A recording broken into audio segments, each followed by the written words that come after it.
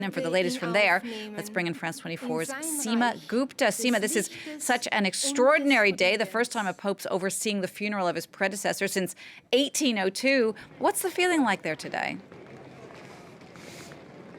Well, I think it's one of a final farewell for the faithful that have gathered here.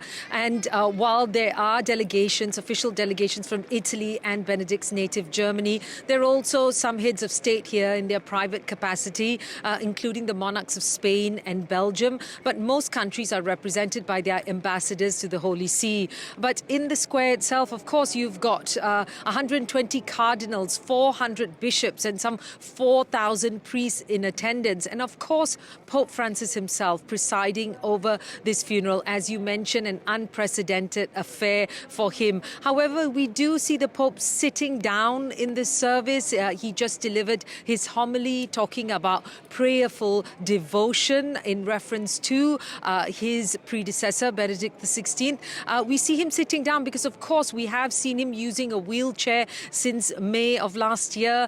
He has had knee problems that has called into question whether he too might make the move to step down like Benedict XVI did back in 2013, an unprecedented move. For the moment, though, he says he has no desire to, and it's not in any way imminent. He himself has said, I work with my head and not with my knee. So he continues sitting down, perhaps a little bit slower, but still very much participating in this event. Of course, a chance for him to say goodbye to his predecessor. We had a situation of two popes inside the Vatican. Some said that created conflict, two representing very different sides for those who follow the Catholic Church.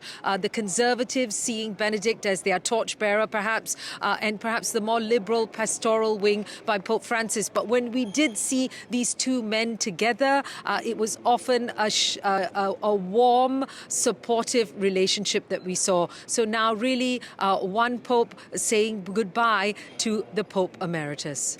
Seema, there are always so many rites and rituals at papal funerals. You covered the funeral of John Paul II in 2005 yourself, but this one is set to be a more simple funeral, and that's following what Pope Benedict wanted himself.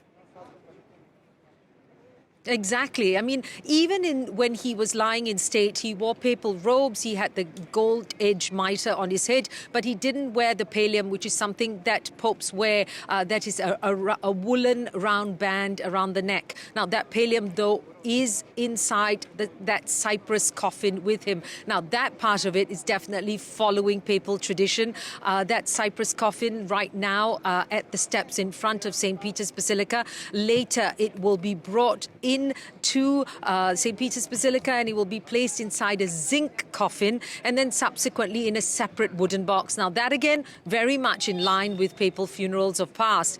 He will then be entombed in the crypt underneath St. Peter's Basilica, joining other popes of past. And he in particular, Pope Benedict XVI, the Pope Emeritus, had requested that he be placed in the same tomb that was used by the then Pope John Paul II when he was buried in 2005. So really some similarities there. What we do know is that the liturgy, this service, as it continues, following in line with papal funerals of past, but there are going to be some differences. We do understand that prayer intentions will be made for both Benedict, but as well as the current Pope, Pope Francis.